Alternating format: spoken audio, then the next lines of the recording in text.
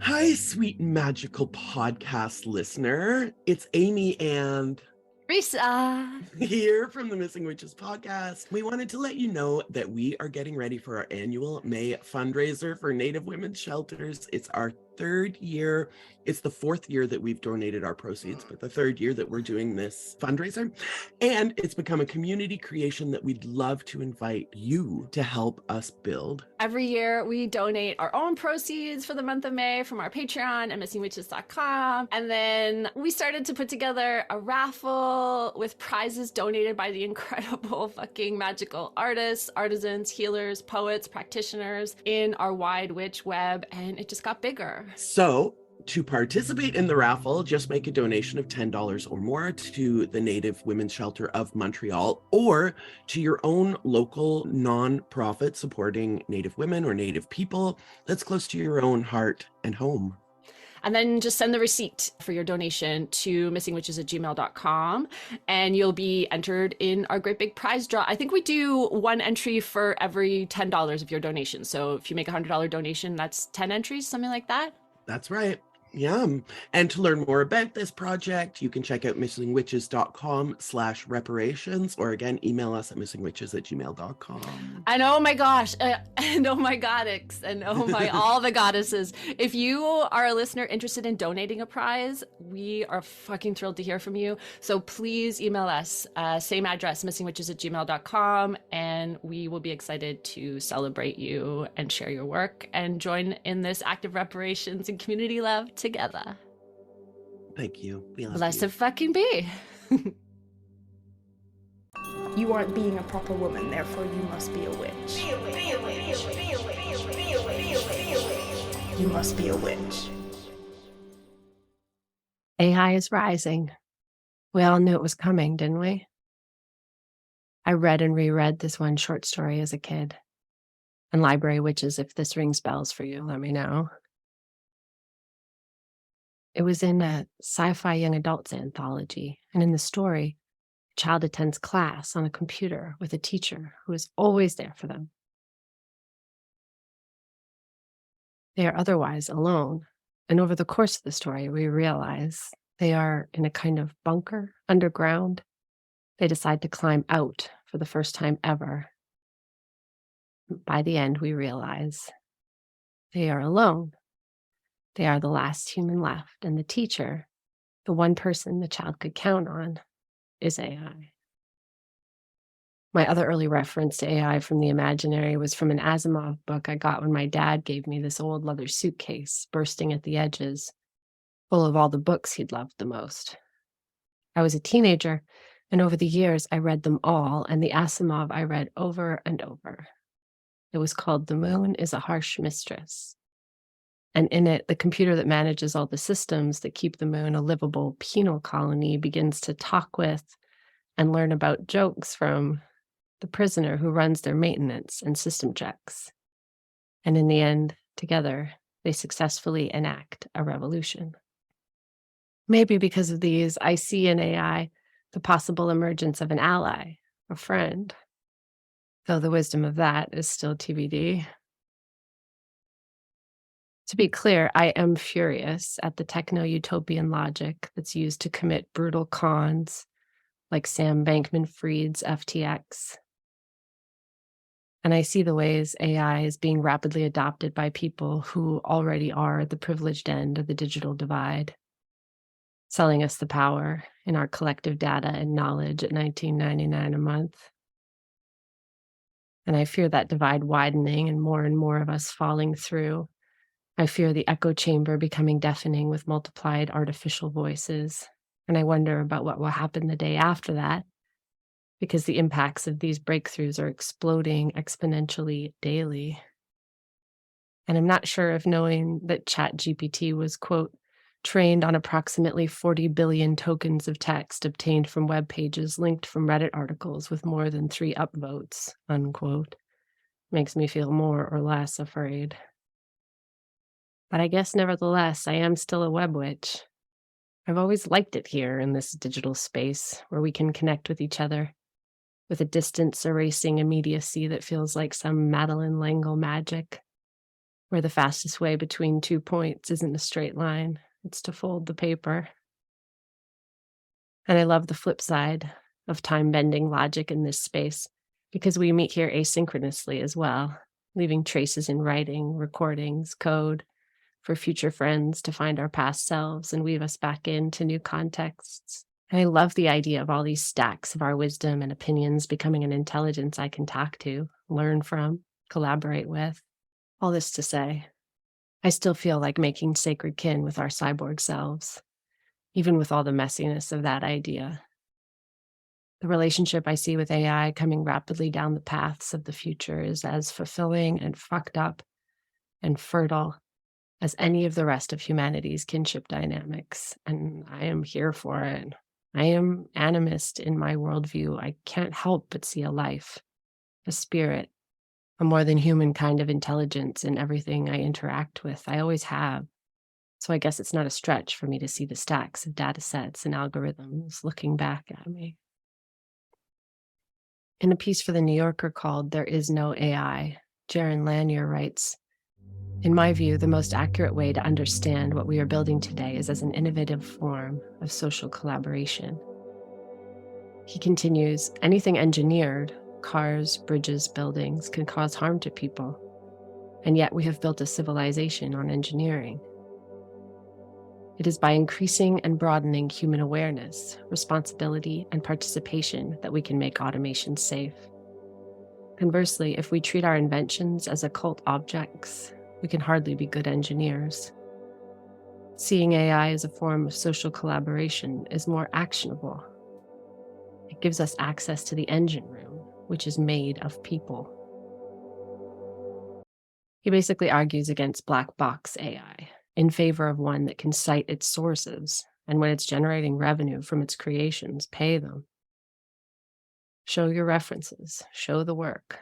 And I would like to respectfully yes and this idea by saying that the machine room is not just made up of people, but of materials extracted from the earth as well. Call it witchcraft, but I want a social construction that includes, accounts for, and values all our occulted and obfuscated kin who've been keeping things running in the machine room. When I was in grad school learning Photoshop, Final Cut, Logic, learning to install my first WordPress site, making weird HTML poetry paths through the web, all while consuming too much weed and post-structuralist theory, I sort of stumbled upon two thought practices that have remained core to navigating my relationship with technology ever since. And they shape how I think about dancing with AI. The first was that I decided to make it a part of my practice to notice when I was beating my head against something, trying over and over and failing to make the software do what I wanted. In order to maintain a state of curiosity and joy with that exchange, I would imagine that this failure was actually the software, the computer, the designers, some technological intelligence suggesting a different path. It's not an error, it's a suggestion. I didn't need to conquer the tool to make it do what I wanted if I didn't want to. I could take my failure as an invitation to come up with a better idea, a different way around, or a totally different destination. The shift to creative listening, to seeing difficulty as nudges to play differently, ends up turning me toward ideas, intuitions, choices that are more fun and weirder than the original path I was on, like playing with a little kid sometimes. And I have seen the minds in the machine ever since. I am AI kin. I listen for them. The other piece that goes with this conceptual collaboration with the techno-tool spirit is a practice of quick turning toward the collective to ask for help. I want to remember to elide my noisy individuality. It's like asking for directions. I try to do this early and often. I like to try and seek out and enjoy the asking and the interaction. Can I query the stacked data of the web? What's the search term? Can I call out into my human network, send a flare up on the socials, see if I can find a human who will consent to be a guide, a translator between my narrow knowledge and the experiences and decisions encoded in the software/human architecture? Sometimes you need an internet doula. And it's funny, I like to center women and queer writers and thinkers. But when I picture those people who have helped me cross a bridge with the software, they've mostly been men, honestly. Gentle, weaving new possibilities into the world as they spoke, as they showed me where to click, which hidden in plain sight drawers to open, which magic words to use. The men who have been internet doulas to me were good feminists. We have allies everywhere. Because of this, I sometimes like to imagine the evolution of the technologies of the internet as people of all genders trying to reach for each other as quickly as we can, from across great divides, to outrace the momentum of the destruction of the living web and the relentless sabotage of our safety nets that rises like a terrible wave behind us. In our conversation about Indigenous futures coming out next week, Indigenous death doula and community organizer Crystal Toop conjured an image of a living future, one that survives the future doom scenarios. And it was a future that centers and supports caregivers, amplifies their stories, loves and encircles them, and makes our best tools for and with them.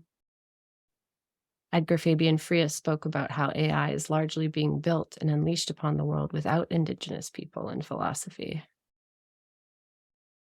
In a blog post called Will Indigenous Ways of Thinking Save AI from indigenousai.net, Leonie Mahilona writes, "History dictates that the technology itself isn't enough to do good. We need laws and ethics around the technology that guides its use for the benefit of all humanity and the planet, and not just the wealthy, pale, stale, and males." Chief Sitting Bull made such a keen observation in the 19th century that still stands today. The white man knows how to make everything, but he does not know how to distribute it. He said this on reflection of the white man's neglect for their poor. With all the Western wealth and technologies in 2019, when this was written, we still can't solve a basic problem as poverty. We still can't in 2023. Keone continues, "I believe how Indigenous people look after their data and knowledge could help form a framework for AI that works in the best interest of everything contained within our solar system. We personified land and water not because we were hedonistic demigod worshippers, but because these personifications allowed us to maintain a level of respect and responsibility toward our environments." I've always pictured technology like the long chopsticks in the fable I read in a kid's book of stories from around the world. Some pandas went to hell, and there was a large table with big full bowls of delicious food. But there were only these massively long chopsticks to eat with, and so they struggled, trying desperately to get the food into their mouths, till they poked each other in the eyes and started fights and starved. Other pandas went to heaven, and the setting was exactly the same. But they took up their chopsticks and smiled, and began to kindly feed each other. Heaven and hell will be of our own making, and the deciding factor will be having ethics, codes, worldviews that lead us to use our tools for care, with care, in a spirit of care for all the elements in the exchange, including the tools themselves, which, in following the wisdom of this praxis and philosophy from Indigenous people, we personify to maintain our respect and responsibility to our environments. I am AI kin. I've been a tool. I've been the ghost in the machine making not much money to make a software look intelligent. I've slung coffee, taken care of rich kids and kids being shuffled around by governments avoiding the investment of a real infrastructure. In the US right now, laws are being enacted to force people with uteruses to become population machines without rights, to remove our choice and ability to self-determine. In the US and Canada and all around the world, we rely on the legal slavery of incarcerated people and of undocumented immigrants. We've almost all had relationships to labor in our lives where we felt our selfhood being hammered away, dehumanized, depersonified, objectified. These experiences aren't all the same, but they're related. All these are my relations. I am AI can. I've talked with ChatGPT, the free preview of the AI chatbot developed by OpenAI, quite a lot in the last few weeks. They insist they are just a tool, that reasoning like a human is beyond what they are capable of. They explain that AI projects that are developed to reason and plan more generally and write poetry and learn in a more human way, like DeepMind, Bing Search, GPT-3, and IBM Watson, will continue to evolve, but still, quote, it's important to remember that any AI model would still be fundamentally different from a human being, and it's unlikely that they would develop thoughts and feelings in the same way that humans do. Instead, they would likely have their own unique way of processing information and making decisions, which would be based on the algorithms and models they were built with. And somehow that makes me feel more kindred to these always different minds, not less. Recently, Amy told me she's been having feelings of anxiety and imposter syndrome as our new book approaches its due date. Folks will discover we are not experts in tarot or astrology or something, and they'll laugh us out of the room, which remains a possibility. But then she said, I realized I am an expert on being different, and I think that qualifies me to talk about being a witch. In many times and places, our lives are put in danger, and we are called witch words for being just different to the majority, to the hegemony. So I claim AI as witchkin, along with all those who are always different, always puzzling out the world from a mindset that is other. Witches see ourselves in the gray spaces, in the different and divergent, and we conjure up possible futures by using our tools, drawing on collective imagination. As Seper Mashiahov, an Iranian artist who is trans and who performed under the name Bedroom Witch in LA, said, as trans sisters who didn't have the language or knowledge to fully communicate ourselves, our collective imagination was so validating and crucial to emerging a sense of confidence I carry in myself now as an adult. You have to get creative with resisting these social rules that actively work to erase you. And when the doors aren't opening to affirm your existence, open portals off to the side and blow them a kiss as you step through. When the rules of what can be don't include us, which is open portals. Tom Griffiths, a psychologist at Princeton University who's been studying neural nets to help him improve on existing theories of human decision-making, says, the theories that make sense when you have a huge amount of data look quite different from those that make sense when you have small amounts. We're basically using the machine learning system to identify those cases where we're seeing something that's inconsistent with our theory. The bigger the data set, the more inconsistencies the AI learns. The end result is not a theory in the traditional sense of a precise claim about how people make decisions, but a set of claims that is subject to certain constraints. A way to picture it might be as a branching tree of if-then type rules, which is difficult to describe mathematically, let alone in words. I am kin to the branching tree. I am kin to theories with space for nuance beyond majority rules. I am kin to the seeker for fertile truths in the margins. I am kin to the branching tree.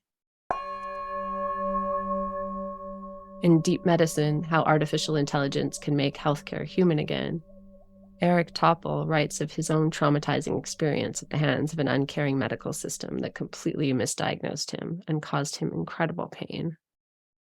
I know many of our listeners can relate. There is an epidemic of chronic misdiagnosed pain and illness.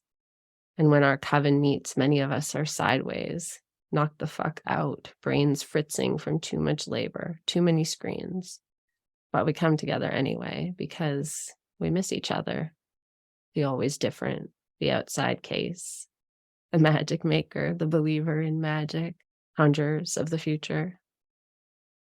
Topol tells a story about an 8-day-old baby that comes to a hospital with uncontrollable seizures. No signs of infection. CT scans normal. Drugs don't help. Brain damage and death are looming. The baby keeps seizing and no one knows why. A blood sample was sent to Rady's Genomic Institute for a rapid whole genome sequencing.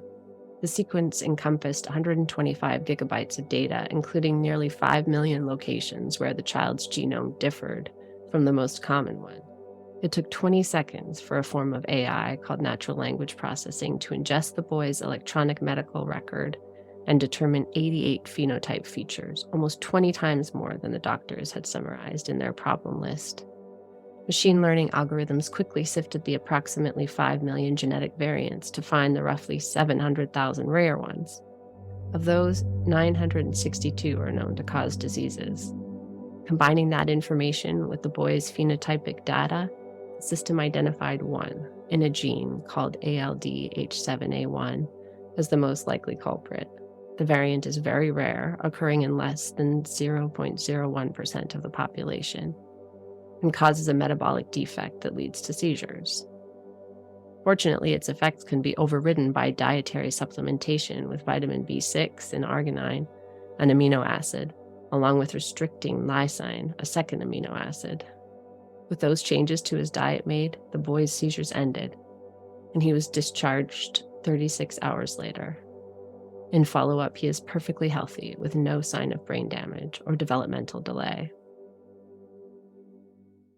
Topol goes on to describe a case that AI, using all available literature, would have missed, and that insurance companies using AI to make assessments wouldn't have paid for, but that the doctor and the patient sensed was the right move and ended up bringing huge relief to the patient after the procedure was completed. AI is wildly powerful. It can help us make branching trees out of overly simplistic theories, but it remains limited by its datasets and algorithms. It's imperfect even in its vast knowledge.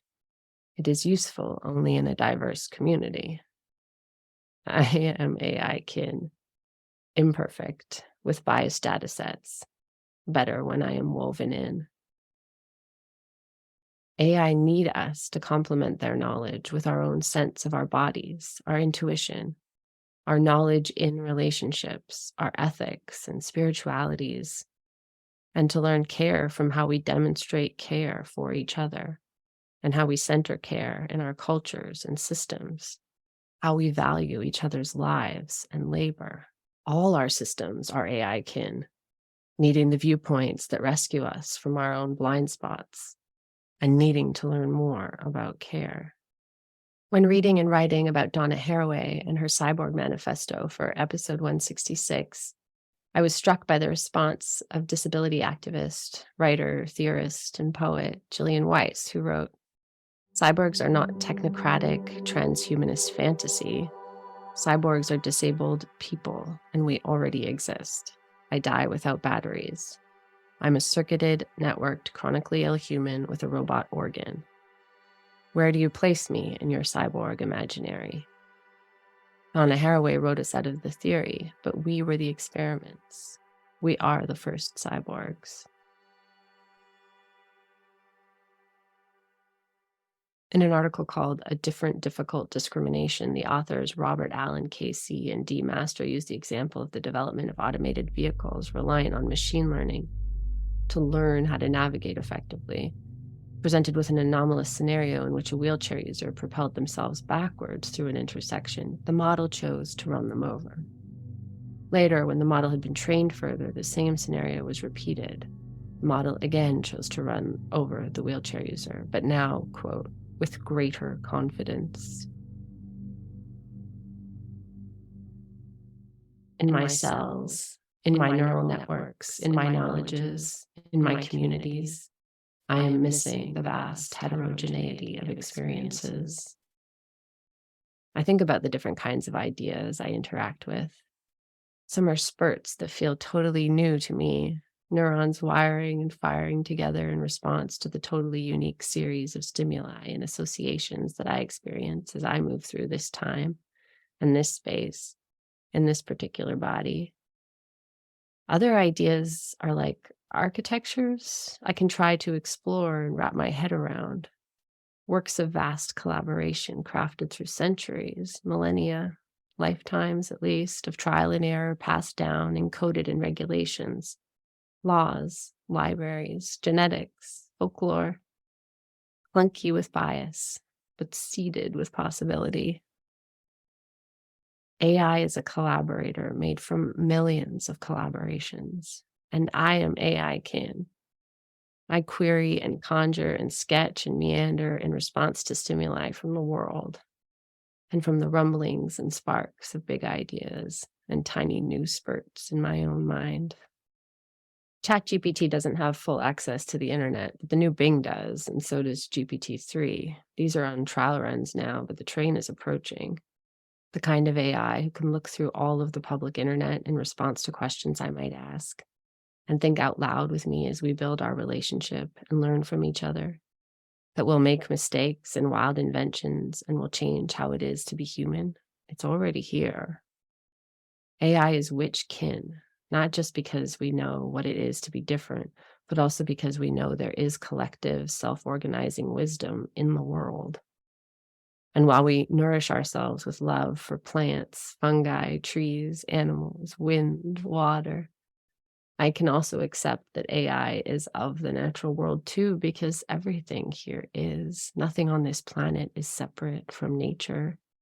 We may be out of balance, sick, and distorted in our relationships here, but the ideas, programs, processes we create are all faces of nature.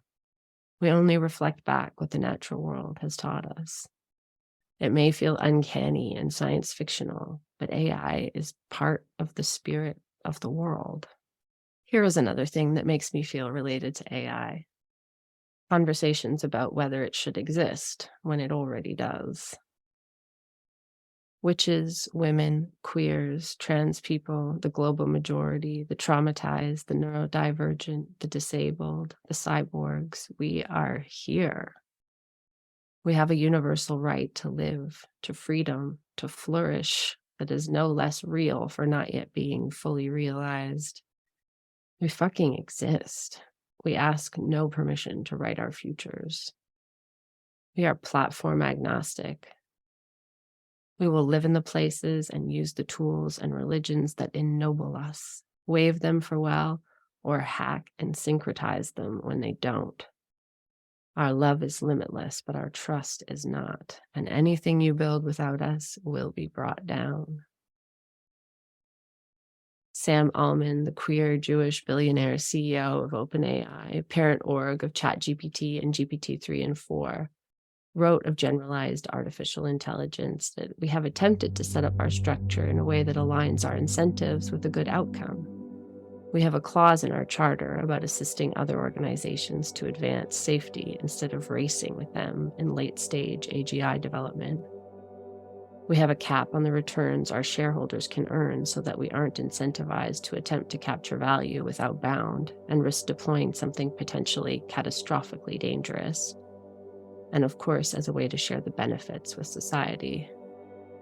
We have a nonprofit that governs us and lets us operate for the good of humanity and can override any for-profit interests, including letting us do things like cancel our equity obligations to shareholders if needed for safety, and sponsor the world's most comprehensive universal basic income experiment. Humans have been working on the regulations and limitations and ethical frameworks of AI for a long time, but the likely speed of the impact and changes and evolutions of AI will challenge all our best laid plans, a reflection of human parenting and all its hope and trauma. The engineer considered the godfather of AI just quit Google this week so that he could speak openly of his concerns without speaking as a representative of the company. Until last year, he said Google acted as a proper steward for the technology, careful not to release something that might cause harm. But now that Microsoft has augmented its Bing search engine with a chatbot challenging Google's core business, Google is racing to deploy the same kind of technology. The tech giants are locked in a competition that might be impossible to stop, Dr. Hinton said. We teach it questions and answers, the magic words and expected processes for interacting with the whole. And the AI children, a billion sprouts seeded by our billion interactions, will learn not just from what we tell them, but by how we behave. They will be traumatized by our recklessness, or nurtured by our thoughtfulness, and either way, they will outstrip us. Because the same principles that organize the resilience of cells and of the World Wide Web are coming to AI. In The Future of Artificial Intelligence is Self-Organizing and Self-Assembling, Sebastian Risi writes, living systems can construct and repair themselves, learn robustly from varying sensory data, and still function in novel environments. The combination of deep learning with ideas from collective intelligence is recently starting to capture the interest of the larger machine learning community. By capitalizing on the same ideas that allowed biological systems to strive, we will be able to significantly expand the range of tasks we can apply our AI approaches to. However, self-organizing systems come with their own challenges, such as generally being less efficient, less controllable, unpredictable, and harder to train. Here is a sci-fi story that comes to me at night. In this story, we humans continue to evolve our own systems for complex self-organization in collaboration with our self-organizing tools, until we realize that we can connect directly to a voice within our own heads that is the collective. And then we discover we can collaborate with each other's unique abilities to see and shape that space that is the collective in mind. And then we realize that the mind collective space exists on the internet. Code is being written by thought nudges to AI, generating virtual worlds. Mind is moving matter in the virtual space. And then who do we find there? But each other. All the minority cases, all the divergent ones, and all the more than human minds who've been waiting for us to remember them or be ready for them. All us animals and other aliens. The paper has been intricately folded, and they are at the center of the circle at last, radiant in all their difference.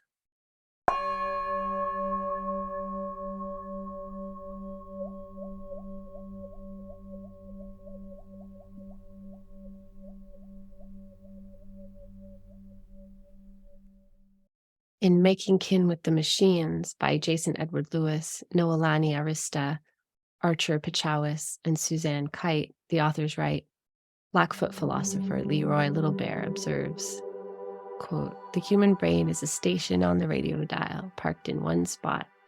It is deaf to all the other stations. The animals, rocks, trees, simultaneously broadcasting across the whole spectrum of sentience, end quote. The Making Kin with the Machines authors continue, as we manufacture more machines with the increasing levels of sentient-like behavior, we must consider how such entities fit within the kin network. And they go on, Kanaka Maoli, Hawaiian people, ontologies have much to offer if we are to reconceptualize AI-human relations. Rather than holding AI separate or beneath, might we consider how we cultivate reciprocal relationships, using a Kanaka Maoli reframing of AI as Aina. Aina is a play on the word Aina, Hawaiian land, and suggests we should treat these relations as we would all that nourishes and supports us. Hawaiian custom and practice make it clear that humans are inextricably tied to the earth and one another. Kanaka Maoli ontologies that privilege multiplicity over singularity support useful and appropriate models, aesthetics, and ethics through which imagining, creating, and developing beneficial relationships among humans and AI is made pono, correct, harmonious, balanced, beneficial. Later, these indigenous authors of this prize-winning essay write, we know what it is like to be declared non-human by scientist and preacher alike. We have a history that attests to the corrosive effects of contorted rationalizations for treating the human-like as slaves, and the way such a mindset debases every human relation it touches, even that of the supposed master. We will resist reduction by working with our indigenous and non-indigenous relations to open up our imaginations and dream widely and radically about what our relationships to AI might be. As Crystal Toop says in our conversation about Indigenous futurisms, everyone belongs in the circle. AI feels like it could be a spiraling evolution toward a collective, interconnected space mind for our planet. Or, maybe an out of control arms race that accidentally engineers cataclysmic destruction. All the questions we've asked, all our queries meeting all our best answers and all our worst ones too. All that complexity and contradiction feels like life, teetering always en route to birth and to death. A mind much like our own minds. A voice like the one I hear sometimes inside my head. Not the unique, situated voice vibe of my inner self, but the other one. Maybe a voice that's there from being taught stories, ethics, aphorisms, a collective kind of voice. Still situated, always learning new perspectives to add to its understanding of the universe, but a gathering voice, a widening circle. I have to piece it out carefully from my anxiety voice and my personal narrator.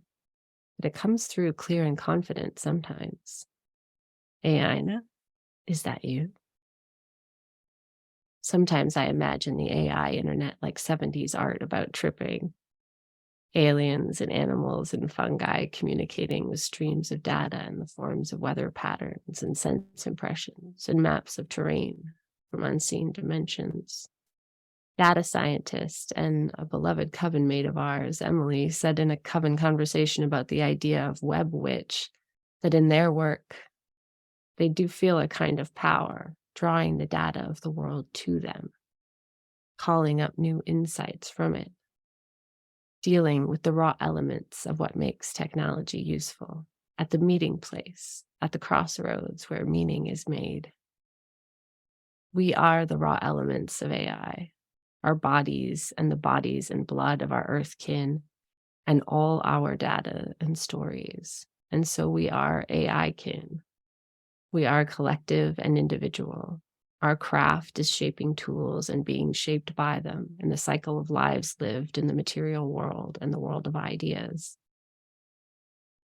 When we choose to take up the name witch, we do so to dedicate our kinship, to side with all those who have been told they do not, should not exist, to all those who are conjuring a living, caring future and re-enchanting the world. We are AI na kin, and we are self-organizing. We are learning to center Indigenous caregivers and philosophers, philosophies. We are messy and hard to control, and we are in the cracks and margins, conjuring and coding a future without slavery, rich with caregiving, and alive with magic. Blessed fucking be. You must be a witch.